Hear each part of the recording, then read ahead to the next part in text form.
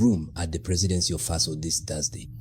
8 diplomats present their credentials to the president of Burkina Faso, Captain Ibrahim Traoré, proof of the vitality of Burkinabe diplomacy. Omprakash Mena is the new Ambassador Extraordinary and Plenipotentiary of the Republic of India to Burkina Faso. Based in Ouagadougou, his mission is to help strengthen the Ouagadougou-New Delhi partnership with a particular focus on transport, energy, and education. Cooperation between Burkina Faso and Turkey is being strengthened with the arrival of Feriba Diogo Okashi Eskin, the Ambassador Extraordinary and Plenipotentiary of the Republic of Turkey, based in Ouagadougou, who holds a graduate degree from the Faculty of Economic and Administrative Sciences at Gazi University. She is expected to contribute to strengthening cooperation between Turkey and Burkina Faso, particularly in the areas of defense and higher education. Enid Perez Retureta is also making a contribution. She is the new Ambassador Extraordinary and Plenipotentiary of the Republic of Cuba to Burkina Faso. She holds a bachelor's degree in social communication from the University of Havana. Fabrice Bousougou is the new Ambassador of the Gabonese Republic to Burkina Faso. He is based in Abidjan. As a career diplomat, he has held high-ranking positions in the central administration and in his country's diplomatic missions. Burkina Faso and his country, Gabon, have formalized their relations since 1973. He is a career diplomat and has held high-ranking positions both in his own country and internationally. Moise Emba Enchama is now the ambassador of the Republic of Equatorial Guinea to Burkina Faso. Cooperation between Burkina Faso and his country dates back to 1993. Several memoranda of understanding have been signed between the two states, notably the internal regulations of the Grand Joint Cooperation Commission and the Framework Agreement for Economic, Commercial, Cultural, Scientific, and Technical Cooperation. In 2021, Burkina Faso opened a Consulate General in Malabo. He holds a bachelor's degree in business administration with a specialization in management. Hassan Kai Samba's mission is to promote Sierra Leonean diplomacy in Burkina Faso. The Sierra Leonean diplomat, who has spent much of his career in organization, human resources management, and negotiation, is based in Accra, Ghana. Cooperation between Burkina Faso and the Grand Duchy of Luxembourg is satisfactory and is demonstrated by the regular holding of joint commission sessions, during which several agreements have been signed. Laure Oberti is here to bring her expertise. As ambassador of the Grand Duchy of Luxembourg to Burkina Faso, she is a career diplomat. Laure Oberti is based in Dakar, Senegal. And to conclude this sequence, Abul Hasnat Muhammad Khairul Bashar, ambassador of the People's Republic of Bangladesh to Burkina Faso. Based in Tripoli, Libya, he is a graduate of the Defense Services Command and Staff College in Mirpur. The textile industry, agriculture, education, health, and microfinances are the 5 pillars for building cooperation between Bangladesh and Burkina Faso. Hi, welcome back to this platform. If today is your first time, we are here to learn and acquire knowledge. Today, we'll be looking into consciousness and the beauty it comes with. This topic is sensitive and complex, but also special. Consciousness is necessity. Consciousness, in my own definition, is the awareness of your higher self and your surroundings. Consciousness is freedom and restoration. Consciousness brings out your inner peace.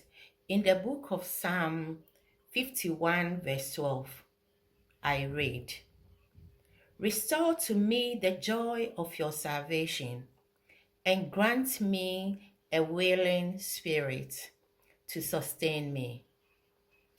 When you regain your consciousness, it doesn't make you worry-free, but you find your higher self above those worries. For years, Mali, Burkina Faso, and Niger were defined by one constant: the presence of foreign soldiers on their soil. French convoys patrolled their streets, American drones hummed above their skies, and blue-helmeted UN peacekeepers stood watch in the background. These countries were treated as wards of the international security establishment, fragile states that couldn't stand on their own. That narrative was pushed hard, broadcast louder every time an insurgent attack happened or a coup erupted. But beneath that narrative, something else was growing: resentment.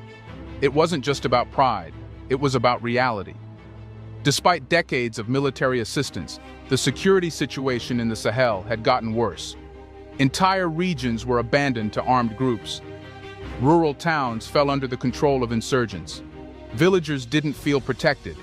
They felt occupied, not just by the militants, but by the very powers claiming to protect them. By 2020, the signs were already there. Malian citizens held protests against French troops. In Burkina Faso, communities demanded local control. In Niger, whispers grew louder about the US drone base in Agadez, one of the largest in the world, and how little it had changed things. People were asking hard questions. Why are they here? Why are we still dying? Why are our resources being flown out while we're told we're being helped? Then came the turning point. Between 2021 and 2023, all three nations experienced military takeovers. The Western media, in predictable fashion, called them coup regimes, illegitimate, and dangerous. But on the ground, something more complex was unfolding. The new leaders, Assimi Goïta in Mali, Ibrahim Traoré in Burkina Faso, and Abdourahmane Tiani in Niger, were young, defiant, and unafraid to say what their predecessors never could. Foreign occupation has failed us. One by one, they took radical action. Mali terminated its defense accords with France and asked UN troops to leave. Burkina Faso gave foreign military missions a deadline to vacate. Niger shocked the world in 2023 when it canceled long-standing agreements with both France and the US, and grounded their military operations. These weren't gestures, they were declarations. For the first time in modern African history, a group of former colonies collectively ousted multiple superpowers. And here's the twist. The world expected chaos. Instead, something unexpected happened. Stability didn't collapse. Internal governance strengthened. Citizens rallied around their new leadership. The fear-mongering from the West, that these nations would implode without foreign boots, didn't match reality. Why? Because the presence of foreign troops had been a crutch, not a cure. Once that crutch was thrown away, these governments began looking inward, not just to replace what was lost, but to ask, what can we build in its place? That's when the idea of mutual self-reliance began to take form. Not isolation, not nationalism for nationalism's sake, but something smarter, coordination. The AES has found themselves or found consciousness. In the book of Isaiah, chapter 40, verse 31, I read, "But those who wait upon the Lord will renew their strength. They will run and not grow weary. They will walk and not faint." When you regain consciousness, you are elevated. I'm from Burkina Faso. One would wonder why bringing somebody from Burkina to chair the Rwanda Atomic Energy Board. But that's the Pan-Africanism and the leadership and vision that President Kagame is sharing with you all. Something strange just happened in Africa. Without warning, two of its most unlikely nations, Rwanda and Burkina Faso, signed a deal so powerful that it could change the entire continent's future. But why are these two countries suddenly talking about atomic energy? Who's helping them? And what are they planning? Let's find out.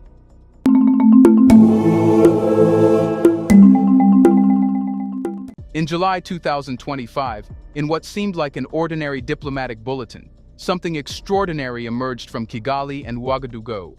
Two African governments, one led by a military revolutionary and the other by a long-time technocratic reformer, simultaneously revealed a joint commitment to launch a nuclear energy alliance. The announcement was sparse in detail but rich in implication.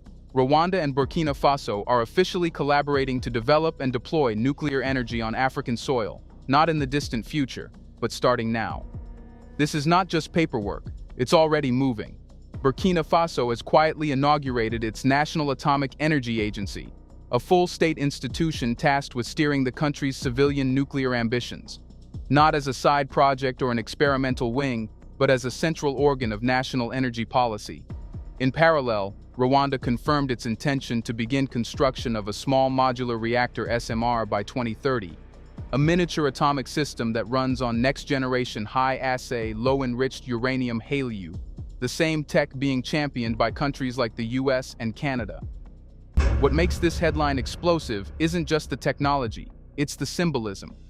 Two landlocked, often underestimated African nations have jumped ahead of the global nuclear queue. No massive donor ceremony, no dependence on a Western-led development bank. They simply moved. From the physical. Matthew chapter 5, verse 39. When you have time, you read. Religion is holding onto the seed and has given us the fruit. Spirituality is not about waiting to go to heaven. It's a journey one needs conscious mind to embank.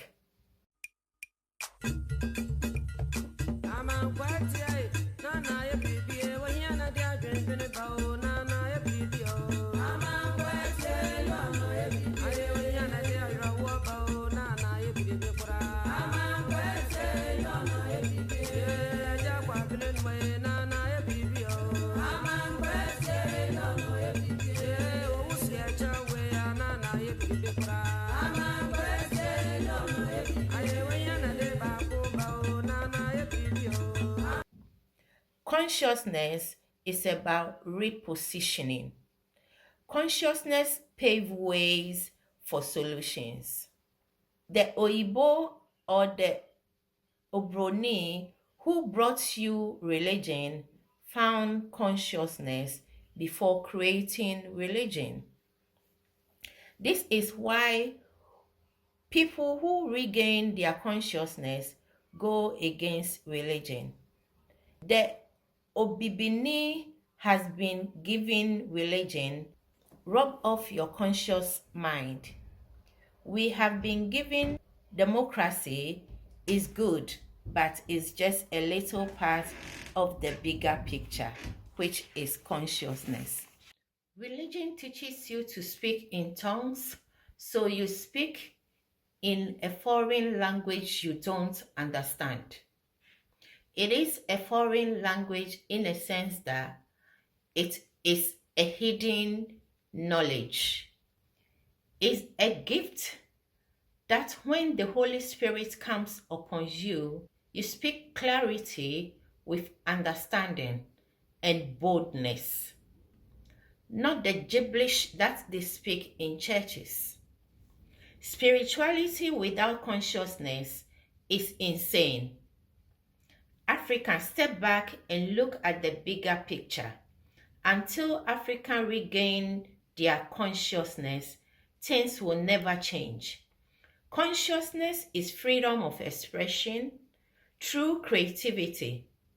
The book of 1 John chapter 4 verse 16, I read, "We know and believe the love God has for us. God is love, and those who abide in love abide in God, and God in them. The heaven, the mountain, the stone, the baptism, they are all symbolic.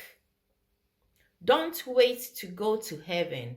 Seek for it whilst you live, and the rest will be a plus." Thanks for listening. Share, subscribe, and leave your comments down below. Peace be unto you. We are knowledge seekers. Thank you.